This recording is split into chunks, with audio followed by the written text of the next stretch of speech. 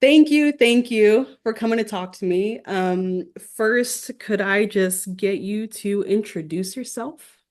Hey everybody. My name is John Wayne Comunale. I am an author and musician and awesome dude for life. Thank you for having I completely agree. Awesome me. dude for life. I can tell just by the first time meeting you at Midsummer Scream. I'm so glad that I stopped at your booth. Oh Um, yeah, well yeah. thank you for that. But yeah, no, I have my drummer and I have awesome dude for life tattoos that we got at Oliver Peck's shop when we were playing next door like on one of our tours, and then I have it as my license plate too. It's just become this whole big thing, and man, we're really balls deep in it at this point. So, trying to get it on my driver's license as a restriction. Still working on it. Best of luck to that. You can do Thank it. you. I I'll believe in you. I'll keep you updated, of Thank course. you. I would appreciate that. Of So, course. John Wayne, how did you become an author? Were you like always interested in writing, or did you like go off doing something else and then just happen to say, "Oh, writing's cool. I can do that." Well, I always liked to read a ton as a kid. Voraciously, like talking like ripping through Ramona Quimby books like crazy, super fudge. I'm like just tearing through that stuff. Like, and I just loved to read, and I like loved Shel Silverstein. And I started putting together little stories and that kind of shit, when you're a little kid, just dumb stuff. But I was already writing and putting together stories. So my passion for reading never went away. I got as I got older, of course, I was like, fuck whatever I was good at. I was like, I'm gonna be a rock and roller mom, and like, you should be an author. You're so good. And I'm like, no, fuck it, and throw my bangs like over my eyes and shit, and just rode off into the sunset. But I always wrote. Like, it was the one of the things I was just good at, and I enjoyed. And so, like, I did go to college, and I was like, I don't know what the fuck I'm doing here. My mom was like, you got to go to college. It was like a Beastie Boys video or something. And I was just taking classes and being like, whatever. I went to Sam Houston State University, eat 'em up, cats, meow. And I was doing like just English stuff because I was good at it. But then I found out about the creative writing program and I joined that. And then I was like working at the press that they had there and just kind of getting really hands on. And that, I guess, reignited my writing passion. And I kind of tried to find direction for it then. Is this making, was that it? Did I answer the question? I got like Yeah, yeah. so high before this. I was Oh, I like, don't care. That's fine. Makes for better entertainment. I don't mind at all. no, Yeah, no, yeah, if you like answered. people they listen to my podcast, they know I'm high all the time. I just was doing voiceover all day, and I stopped like 30 minutes before we got on, and I was like, all right, man, now, not that I wasn't having a few puffs before, but I was like, let me get all dabbed up. I went to the 7-Eleven, got me a big drink. I was like, well, let's fucking do this. But yeah, also that's how I got into writing. But I was also like, how the fuck do I do this? Like, where does this go? Now I'm just writing shit. Like, right? I'm like, what am I doing with this? So I still was like playing music, like I'm a rocker. But I really wanted to find a place to put the stuff that I was writing because I couldn't stop doing it. I was always coming back to it, and I just had to understand. So I kind of deconstructed things like uh I I, I was reading Chuck Palahniuk. This is like, man, like, you know, what I mean, this is like Fight Club is just out. Lullaby is my favorite by him at this point. Um, and on Amazon now it's like if you like this, you like this, like bullshit. So I was like, okay, one of the Chuck Palahniuk books I got was like, if you like him, you'll like Jeremy Robert Johnson. And I was like, okay, who the fuck is this guy? So I click on that, I get this book called Angel Dust Apocalypse by Jeremy Robert Johnson. And I read it and I was like, just like ripped my skull back. And I was like, okay, now I know that there's a place for this kind of stuff. And at the time, it was called Bizarro Fiction. It's still around today. I don't do Bizarro anymore, but that was how I got into it. And I got, kind of found Jeremy Robert Johnson, got his other stuff, like, and then I fell into this Eraserhead Press in Portland, and I started like, I'm just like pulling the scarves like a magician out of the pocket. I'm just getting closer and closer, and I go to Portland, and I go to a Bizarro Con, and I meet all of these authors that I love, including Jeremy Robert Johnson. And I'm like, oh, this is the best thing could ever happen to me. And it was for a time, but that's how I got in. I started getting published um, with just like short stories first, and then through the Bizarro scene, published my first books, and from there it led to my quasi horror career, whatever this is, psychological horror, I guess. So why horror, not anything else? Because if you're here, reading Silverstein, like that's not horror. Mostly. I don't know. We could have this Mostly. could be a whole nother podcast now. Um, still, so I know we're going to talk about Deadline. You read that, but that's a good example of my stuff is more like that. It was about that. What the hell? Like I like to I liken it more to the Twilight Zone or Outer Limits. And especially I've been like watching a lot of Twilight Zone recently and stuff. And I was like, man, yeah, I don't know if I write horror. I might have to start calling this sci-fi. I don't know what the fuck I'm doing. But I cut my teeth as a kid watching those shows, The Outer Limits especially, and Amazing Stories, which was just like the Twilight Zone, show that I almost said Shel Silverstein, Steven Spielberg put out for a little while. All those things just were those crazy stories that were one-off vignettes that just twisted the story all the way through. And by the end, you were like, what the fuck? And I loved that. I just loved that. So I got into the people who were, I was like, who writes this? Richard Matheson writes it. Charles Beaumont writes it. And I'm going and buying their short story collections and read. I mean, it's just a deconstruction of this entire thing. And then that's how I ended up getting into it. I love it. I'm also a fan of those shows, and you and I kind of have a similar background. I as a child was always writing, but not so much writing stories, kind of just writing thoughts, if that makes sense. I also went to school for journalism, and in Mhm. my daytime job, I do communications. So Yeah. I have the same background, so I totally get it there. Yeah. Speaking of writing, what does your process look like? Like, because I know some people have a whole story, like storyboarded out and they know what's going to happen, or do you just like, I'm just going to write and we'll see where this goes?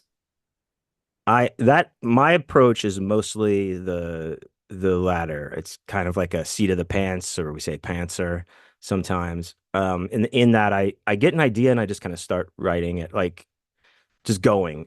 And then I'll take a bunch of notes as I'm going, the whole time I'll be like, and what if this guy turns out to be Santa Claus and then, your father's here and like, what if this, what if that? Like there's just pages of what if that I'll But take. what if you write yourself into a corner? Do you like do some crazy backtracking, or are you just like, well, let me back it I up get I before I guess rewrite that?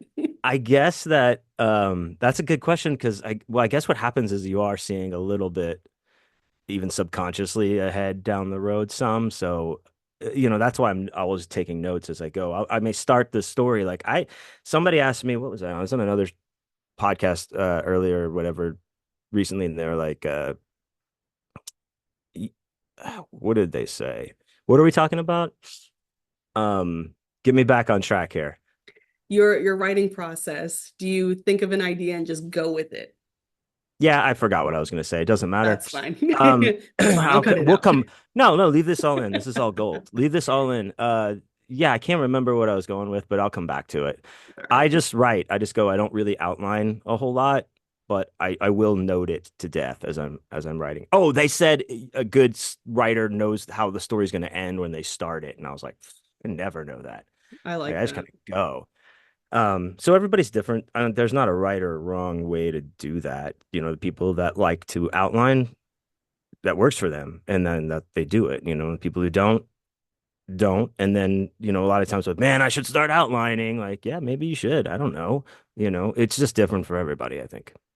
What's your favorite part about writing? Um, there's lots of things I like about writing. One of them, I mean, being it is my craft, it's my discipline, and I'm very lucky that I get to I get to work on that constantly.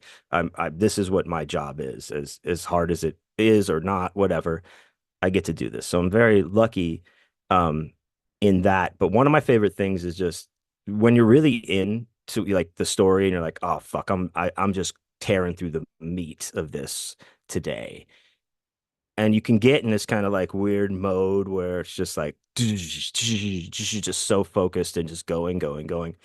That's one of my favorite things because you're kind of like completely almost pulled from reality a little bit as you see what you're you're like, oh God. And then you're like, I am so fucking good.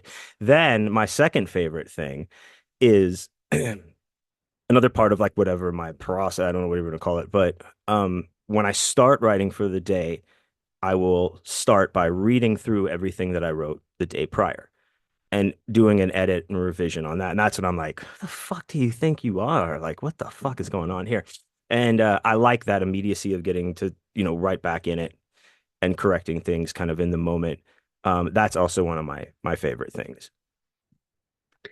So let's talk about Deadline now. So I read it. It was Hmm. amazing. And when I Thank, bought this thank you. from you, no problem at all. Thank you for writing this. When I bought this, you told me you're not going to be able to put it down, and you were exactly right. I did break it up into a few days, but I could have finished this in one if I really, really wanted to. I was just flipping through the pages, and it was Moves fast. driving me insane because everything that Cody did, the main character Cody, I was like, "Oh my God, can you just go read your email? Go finish the thing." It was driving me crazy, and that was adding so much like external pressure to Yeah. reading this book, and that's only happened to me one other time reading anybody's book. That happened when I was reading Misery, Stephen King's Misery. Oh yeah, And that's that's awesome. wild that you can write to make someone feel that way, because usually that doesn't happen. So speaking of Deadline, how Mm. did we how did you come up with this premise? Okay, so uh I'll tie in like because I was informed of the questions beforehand, but not that I like just I was like glanced at these questions and I was like, all right, let me see. But I know one of them was, is that you? Like, are you part of like the character of Cody and Yeah, I Deadline? was imagining you exactly. I'm like, oh yeah, Cody with the hair and the tattoos. That's exactly him. So, there's like, write what you know, always as a type of thing. And I really try to avoid um being like writing a story or using a trope of like in the writer was like in his room writing a story and then goblins came and gave him I don't want to do that even though like smash cut to the manuscript I'm doing now is about a writer. But anyway, that's besides the point. I do narration, I do voiceover work as well, which is what Cody in the book does. And I also do commission work for like art commission work, graphic design, right? I do like logos or t-shirt designs for just people that want that new school like style that I do. That's the only thing I'm good at. I'm not really good at anything else. So I do a lot of those, and I think I was going like doing several books at once that I was narrating for people, and I was drawing something. And sometimes people are completely can be like so cool with like commission work and be like, yeah, whatever you say, man, that's great. And then like it comes down to it and they're like, hey, oh, I love this. This is great. Could you change like every single thing about it though? Please. Just like, I'm like, why didn't you fucking tell me that before? Or like, some of the books that I narrate, like, some of them are people I know, other authors in my, you know, sphere or whatever. But some people I don't fucking know them, and I'll be reading this stuff and I'm like, what the fuck, is this? Or they'll come back and like, actually, if in minute 1.52, if you could go back and make that pause just this much longer, and also you pronounced either as either and then either, and like just you get like weird stuff sometimes. And you know what? It's all, I mean, they're paying, so right.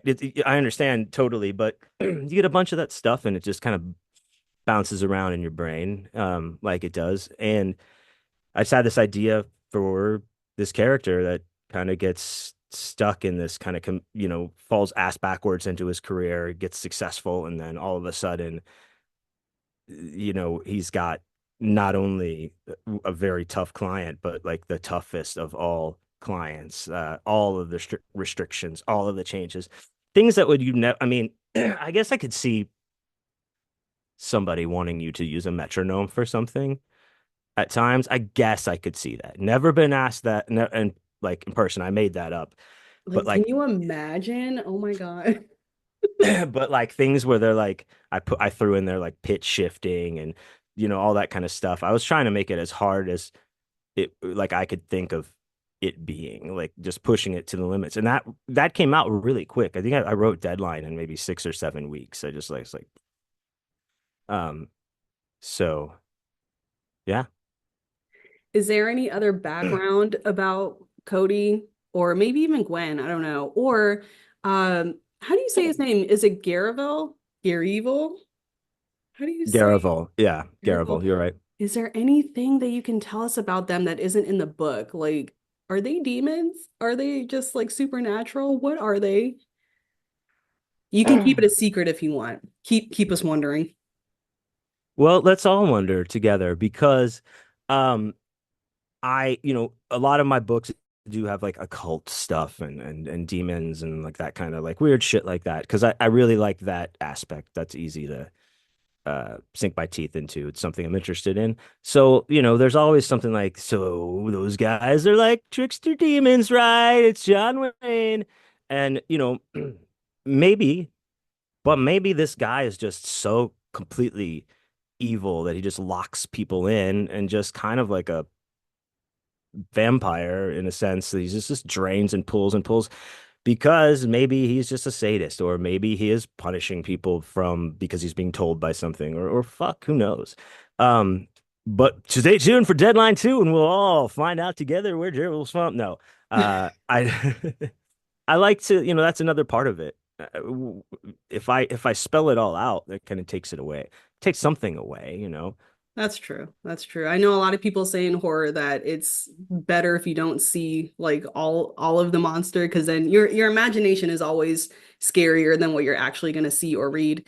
And I agree with that. So that's I okay get, I, if yeah, we I don't like know. to I see can the wonder. monster. I like to see the monster too, though. Like, I'm like all for like, oh, let's see it at the end, but I'm like, I don't know. I watched your whole movie. Can I see a monster, please? Like, can I just make it all wet and dripping, and that'll be cool. That's fine. Just like at least a 3-second shot.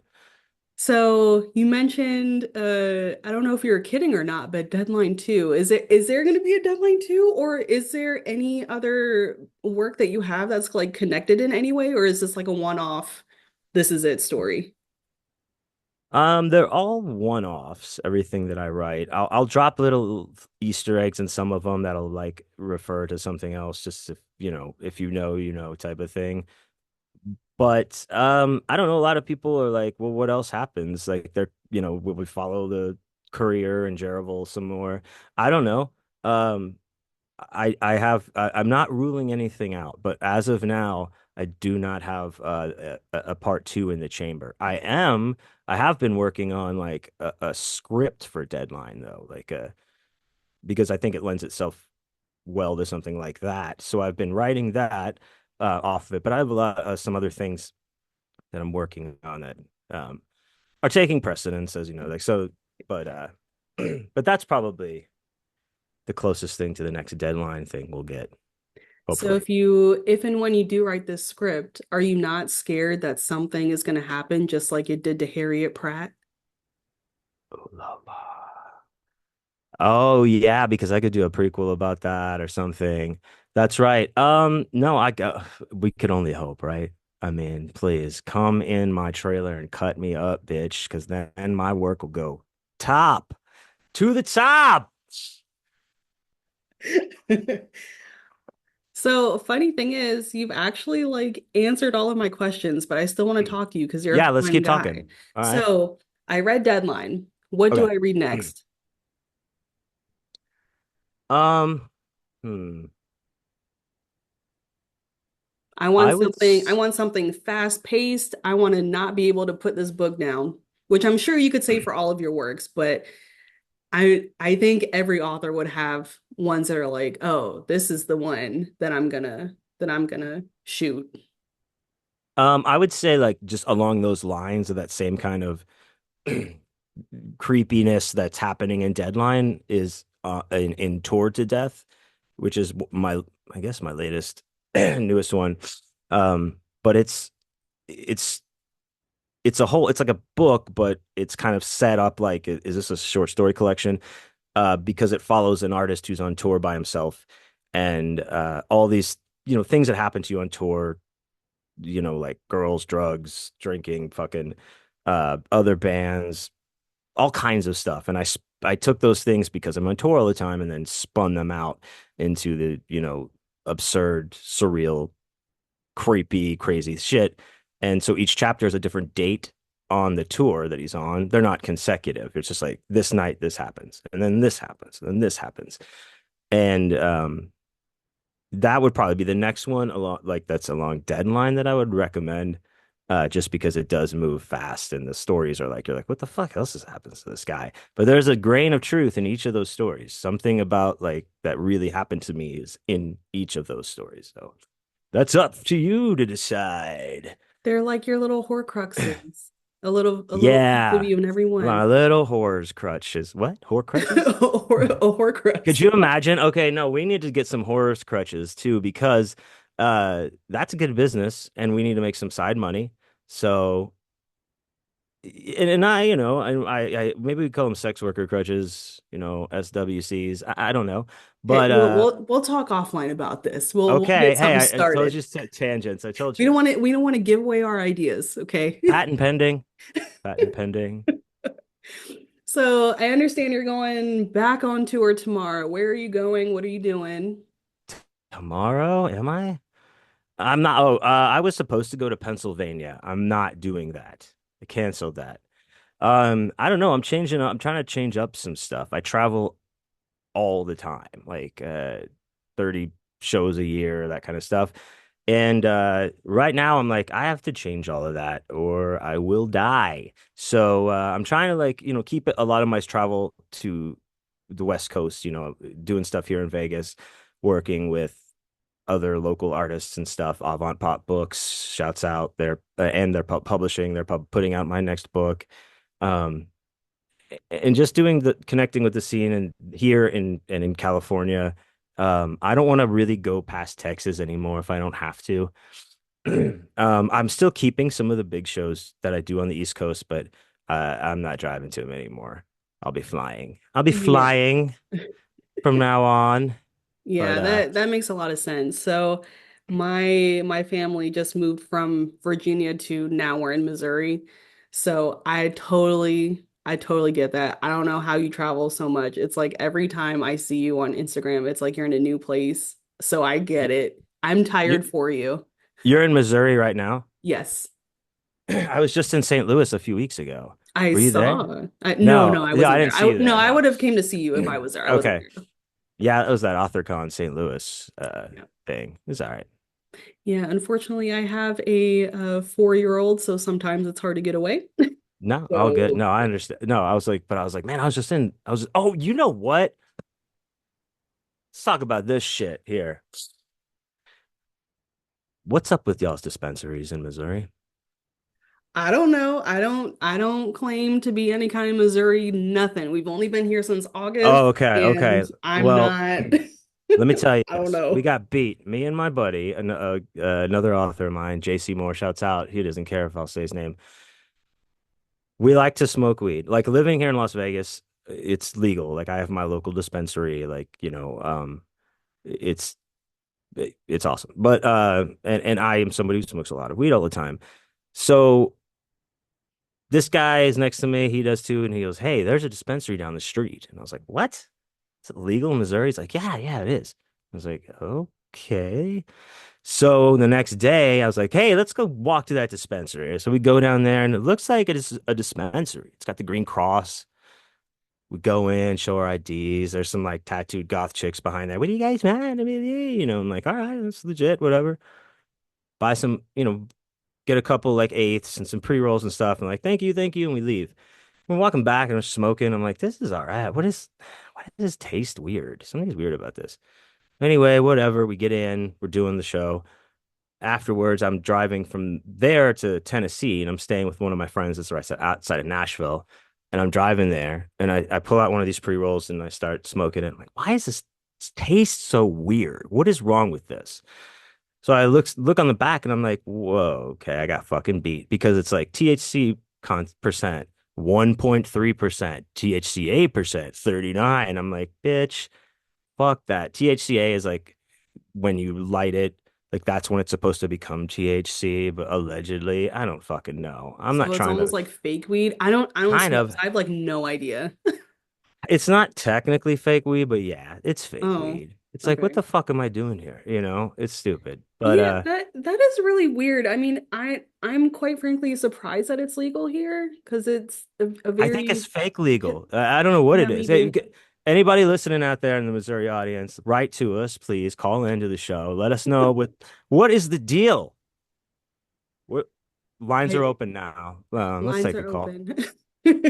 Yeah, I don't know. I can't help you there. I have no idea, but Anyway, that was just my. I was just in Missouri like 3 weeks ago, so that was my Missouri story. I mean, better than nothing, I guess. Maybe not. I don't know. I guess. Yeah. I mean, more like a fool me once. Yeah, That's what we'll say. yes. So now you know. Next time you Yeah. come, now you know. Well, no, actually, because if you're not going to go, if you're unlikely to go past Texas, we're past Texas. So, It depends on yeah, the maybe, show, like whatever. maybe. But where were you? Were we talking about Williamsburg when I was talking to you at the table? Yes, yes, because Yes, we were that's talking about right. scares that care. Yeah. Yes, that's right. Yeah, the St. Louis one was Scares That Care. I didn't But know they had one in St. Louis. this was the first one. It was What? AuthorCon St. Louis Part One, Electric One Fun. Scares That Care Oh, wow. presents. Yeah. Oh my God, good to know. Because I obviously they had the Williamsburg one, but then I knew Mhm. they had I don't know if they had an AuthorCon there, but I know they had a regular Scares That Care in Racine, Wisconsin. I knew about that. I didn't know they had one in St. Louis, so that's good. Yeah, this is the first one. So, um, Wow. yeah. So that was my Missouri story. Well, hopefully they have it again at some point and not just like I don't want them to go under totally. And if they do have it again, then I will go. Yeah, I mean, we'll see. I don't know Yeah. if they're. I don't know if they're Whether due. you're I there or think not, I'm gonna go. no, no. I don't. Yeah, I think I don't know if it's they're going back to St. Louis or it's because the main one's still in Williamsburg. Yeah. I'm not sure if I heard they're gonna the second one, the second city of the year is gonna be like and here and you get a Scares of Care and Mm. you get a scare like it's always gonna be a different city Oh, or okay. if they go back. I'm not sure. Like, don't quote me on it. I'll If yeah, anybody has any information more, I'll have to look it call up. us in right now. Lines are open. Let us know. But that's just what I heard. I'm not sure. So it maybe it will be back in St. Louis. Maybe it'll be somewhere close as well in the Midwest. Who knows? Yeah, who knows? Who I'll knows? look it up. I'll find out. What kind of stuff do you like to read? Like other than horror or other what authors do you like? Well, if we're talking about genres, I honestly don't really read much else other than horror. Yeah, yeah. I'm But just not who do you interested like? in I it. mean, who do you like? I So who guess. do I like? Well, for sure I like Stephen King. I like quite a bit Junji Ito if we're getting into the manga space. Koji Suzuki, who did the Ring series, I like his books. I also Oh, like Shirley Jackson's these short stories. books. I have Yeah, those. I have those. this. Yes. Yeah. Oh my gosh. Yes. I Dude, that love freaked that me out because series. like that like somebody just I was at a show when I lived in Houston. It was like 10 plus years ago. And somebody was like we were talking about books and this lady I was talking to was like, "Yeah, have you read like the Ring books or whatever?" And I was like, "I don't know, fucking I didn't know there were Ring books. Look, lady, I don't know the Ring books." And she's like, "No, no, it's this blah blah blah." She explained the whole thing to me and I was like, "Okay." I went home that night and immediately bought like all of the books online and just got them and started reading them. And people have no idea how deep the fucking Ring goes. This fucking seven Right? days bullshit is barely scratching the fucking surface of the Right. story at in not even in hyperbole. Like it is barely a fucking footnote on the fucking story of what's really happening in these books. So I encourage everybody to read those for sure. I do as well. Like if anybody out there can get their hands on these books, they're easy. You can just buy them on Amazon. That's what I did. Or if you're Yeah. lucky enough to find them in person somewhere, then go buy them because they are wild. They are out there, and it definitely is deeper Dude, than 7 days. it goes so deep, and it's so mind. Yes. See, that's the kind of stuff that it's really mind bending. Listen, the people listening, like we don't want to. I don't just read them. We can't really talk about it because it gets so fucking weird. But that's the kind of shit that I like. That's what inspires me. Those kind of stories where you're like, oh fuck, dude, like you got me, man. You really got me. Yeah. Um, I also read recently All You Need Is Kill. Have you read that one? No, I What's haven't. the author? It's another Japanese author. It's in the living room. But it's what Live Die Repeat was based on, or whatever the fuck it's called, Edge of Tomorrow. It's that's the book. I didn't know it was based on a book. I was listening to a podcast while I was driving, and they're like, "Yeah, the book, All You Need Is Kill." Also awesome. Like if you like these, like it's pretty fucking amazing as well. So Oh, I'm gonna have so many books on my Christmas list this year. come on, Krampus Claus, bring me some Yes. books. Oh man, that's so cool. I love that you love The Ring as much as I do. No one understands. It's Dude, you it's gotta more than get the down on movies. it. It's Look, more than the call us. movies. And even then, it's more than because I have all of the Japanese ones as well, the movies. And it's Yeah. more than that. It's like even the Japanese renditions don't get as far as the books do. But like how can you? It's kind of hard to like put some things in the books into a movie into an hour I, and a half. I would say, think about it like this, listeners, as I like listeners. The part of the ring that you know, the 7 days, the girl coming out of the well. Think about that as like maybe the best way to put it is like a 3-page dream that the narrator has before the story starts. Like then he wakes up and hey, that's the best way to kind of say how like how much there's behind that part of it. So it's Right. interesting that that's like what the franchise that's what they like bit onto because there is other aspects they could really make creepy movies out of, but Yeah. I don't know. The Ring is a fucking creepy ass movie. It did its job, especially when it came out. Hmm. Yeah. What else can we talk about? What was I gonna say? I don't Do remember. you do you read Bentley Little? Did I ask you about that at the table? No, no, you didn't. Tell me about it. He's also one of my favorites.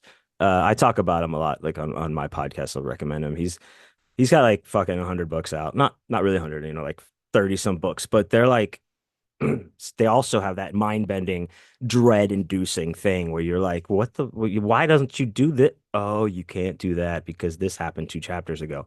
He's very good at that. And his books like The Association, I highly recommend.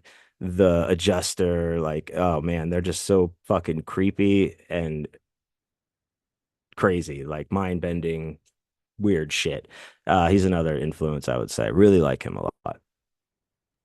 I'll have to look into them as well. I'm gonna have way too many books on my no No, such there's a thing as lot. no such thing as too many books, but No such thing, but no, you got a lot. See, there's just all these things to choose from next yeah, time. I You're like, only what do have I so want? many This years on one, my life. So this one. Yeah. so No, is yeah.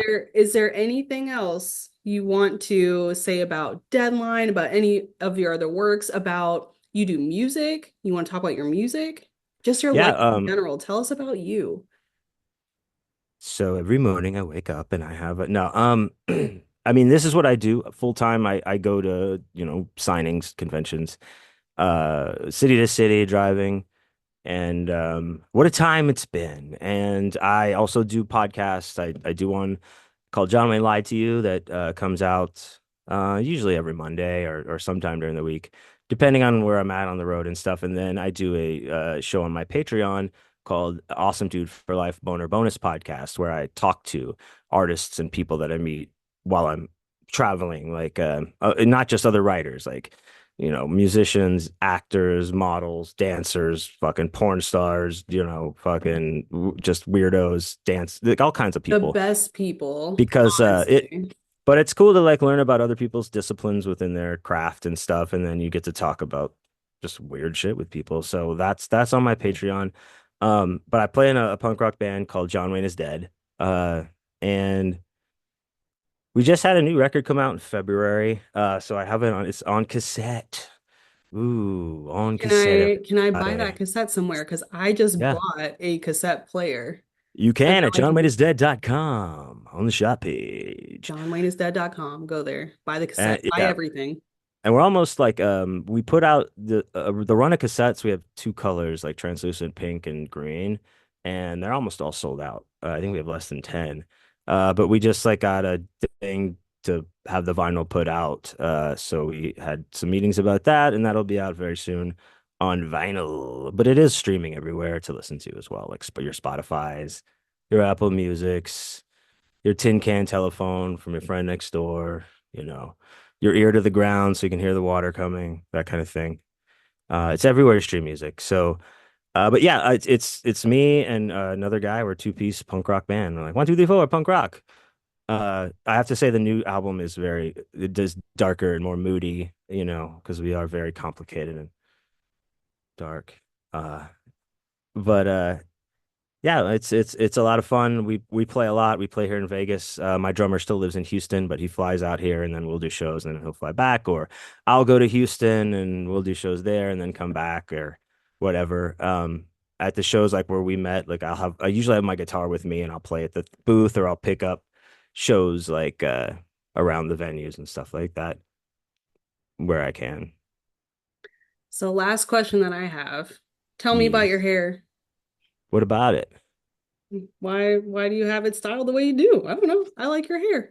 I don't know. It's so my friend Paige, who a very good friend of mine for years and years, she was a hairstylist for a while, and she quit working at salons, but she would come to my house in Houston and cut my hair for me like every 2 weeks. And it started just with like one side of it shaved, and because my hair was like really long or whatever, and then we tightened it up and like it was just still one side, and I was like, let's go all the way around and all this shit. And then we started fucking with like the line where because I have this widow's peak and my hair got longer and longer, and uh it's just fun.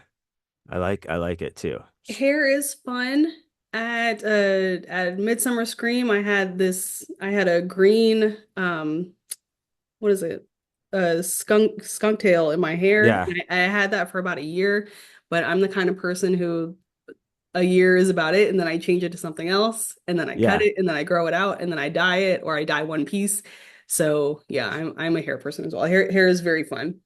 Yeah, that's funny because some of my friends that also are vendors, Kira and Ashley, the Hanseaco Crystal Sisters, I've known them for a while, but their mom, I've met their mom and dad and all that shit, and their mom always calls me the hair. It's like, is the hair gonna be there this weekend? Like, so that's funny. I love that. All right, John Wayne. There's So an let action me. figure of me. Look, the hair is even there. Did you have that like specially made, or is that like, No, somebody made this for me. My oh my buddy gosh. Lee Parker. He's at Hip Hop Toys. He's a sculptor and a toy maker. So he made these for me. There's like a run of them, like in all different colors that we had out, but It captured the hair. is that like 3D printed or something, or is it like from one of those I know at like Universal they have like wax machines that you can N get like figures made. Is it one of those or is it no, some it's 3D printed. Like he runs like he works for this indie toy company called Hip Hop Toys, and then he does his own art and stuff. So he's got like a fuck ton of 3D printers in his office, and they're always just going. And he just one day just was like, "Hey, I made this for you, dude." And I was like, "Fuck yeah!" And then he sent a fuck ton of them to me in all different colors and stuff. So we had them at the table for a while. It was a lot of fun. Oh, that is fun. I love that. All right. Well, thank you for talking to me. Thank you I for having me. Yes, anytime, anytime. And I hope to see you again in person sometime at some point so I can come bother you at your booth. And Absolutely. You can, and you can see, you can go to johnwhenisdead.com and see where my dates and deets and where I'll be. I've already got a bunch of shit for next year, but I'll probably put it up in a few weeks. But my 2024 is pretty much done, save for a few markets that I'll be doing in LA and Orange County, and I'll put those up soon. But I'm not no more there's no more long big shows for the rest of the year as of now. Got it. Got it. So I will look out in 2025 then, because I will You tell you, I'm not doing anything for the rest of this year. It's got almost the there end of you the go. year. I'm not going anywhere. That's right. Absolutely. That's what I'm saying. Stay close to home. Yes. Let's do it. We got to do it.